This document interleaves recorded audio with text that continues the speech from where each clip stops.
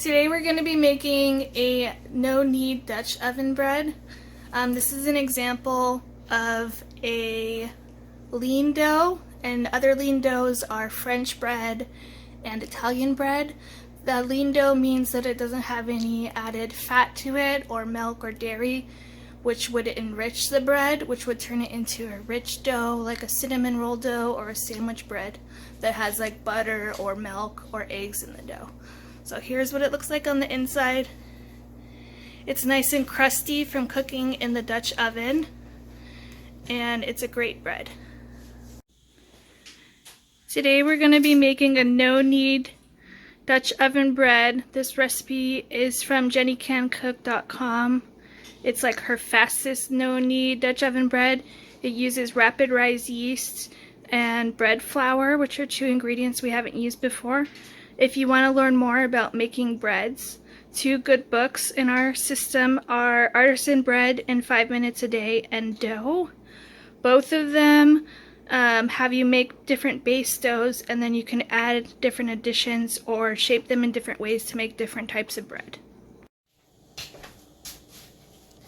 Okay, so to start, this recipe has 3 cups of bread flour in a bowl. Bread flour is different from all-purpose flour. It has a little bit more protein in it, so it's better for making bread. It helps make a bread with a better crust. And then we're going to add 2 teaspoons of rapid rise yeast. Rapid rise yeast works a little bit faster than the active dry yeast, which is what you usually see in the little packets. And then 1 teaspoon of salt.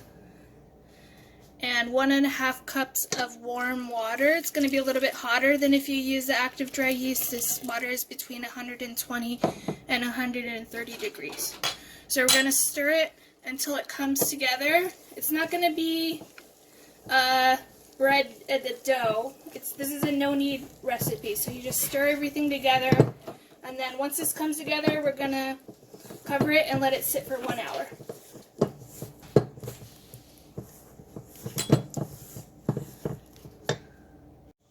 This is what it looks like when the dough is all mixed together. So now I'm going to cover it and let it sit for 1 hour. Okay, so it's been a little bit longer than 40 minutes. It's been about an hour, and this is what the dough looks like after it's sat. It's risen a little, but it's not going to be like a smooth, elastic dough that you see a lot of times when you're making bread. It's meant to be like a shaggy dough. And now we're going to lightly shape it. We're going to throw the Dutch oven into the oven to heat up, and then get ready to bake the bread. Okay, for this recipe we're going to be baking the bread in a Dutch oven. You can use anything that's oven safe that has a tight fitting lid. I happened to find this Dutch oven at a thrift store, so it was really affordable. But as long as you have something with high enough sides to hold the dough in, and then with a tight fitting lid that is oven safe, you can use that to bake the bread in. So you could use a Corningware dish with a lid, or you could use like a cast iron pot if you have one with a lid, or maybe even a stainless steel one. As long as it's oven safe, we're going to turn the oven on to 450 degrees, so it's kind of a high temperature, but as long as your item that you bake in is safe to be that temperature, then you can use it. And what we're doing with the Dutch oven is we're recreating sort of like a professional oven. So the tight fitting lid and starting with a hot pan, we're going to throw this in before we put the dough. It's going to help the steam stay in with the bread and help the bread rise really well and help it get a good crust. Hey everyone, I've lightly floured a work surface, and it's time to take the dough out of a bowl. I'm going to be using this dough scraper, but if you don't have one, you could probably just use your hands. Since this is a no-knead recipe, the dough is a little bit like rough looking. That's totally fine. And all we're going to do is very lightly shape it and then put it into a bowl with parchment paper so we can lift it into the preheated Dutch oven. So I'm waiting for the oven to heat up. The pan is in the oven. It's at 450 degrees heating up.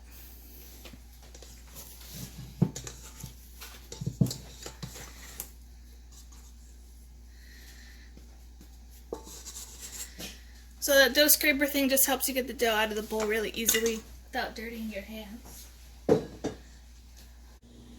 Now we're going to lightly shape the dough using this dough scraper. If you don't have one of these are also called a bench scraper.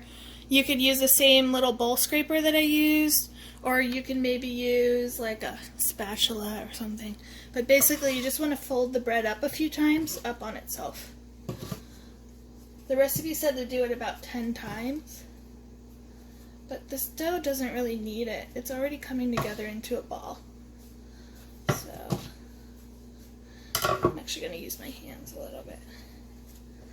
That's pretty much it. This is ready to go into the oven as soon as it's hot enough.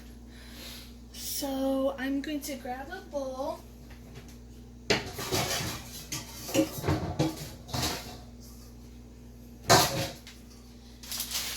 Get a bowl, a little bit of parchment, throw the bread into the bowl, folded side down, smooth side up, and then we're going to flip the dough, okay,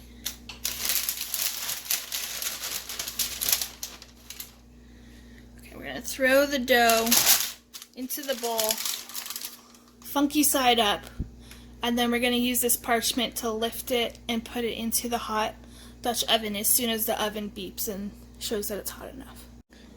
When you're getting ready to put the dough into the hot Dutch oven, please don't forget something like pot holders or oven gloves to help you deal with everything. The Dutch oven is going to be very hot and you don't want to burn yourself. My oven just let me know it was all preheated, so I'm going to open up the oven very carefully. Put on your oven gloves if you have them, or grab some oven mitts. You're going to be dealing with the hot.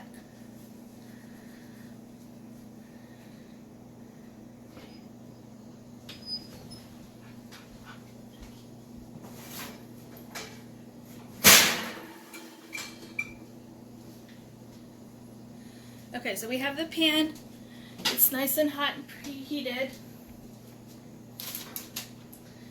I'm just going to lift the dough up using the corners of the parchment paper and plop it into the Dutch oven, put the lid on, and then we're going to bake it for 30 minutes.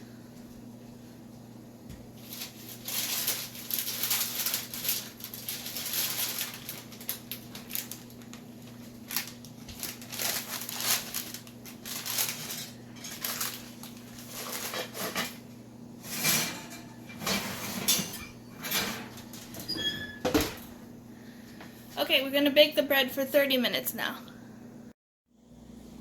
Okay, it's been 30 minutes, so now we're going to take the lid off the Dutch oven and let the bread cook for 10 to 15 more minutes until it gets golden brown on top.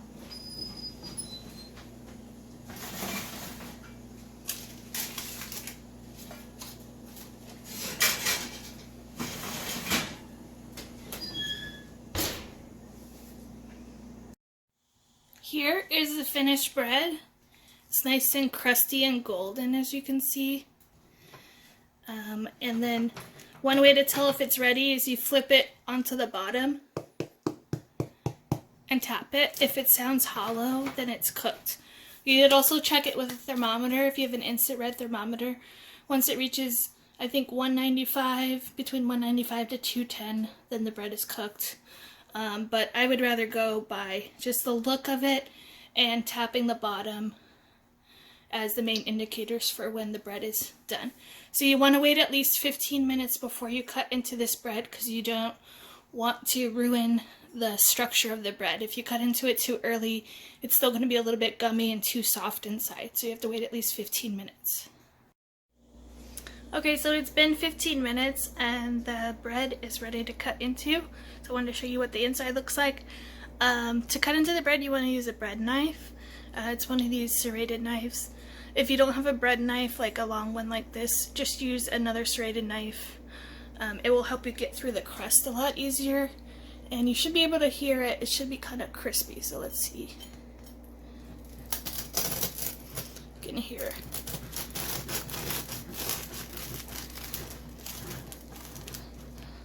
And it's a little bit hard to get through the bottom. It gets a little bit cooked really well. So.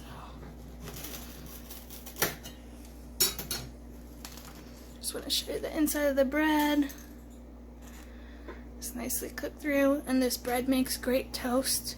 We're about to have it with some soup.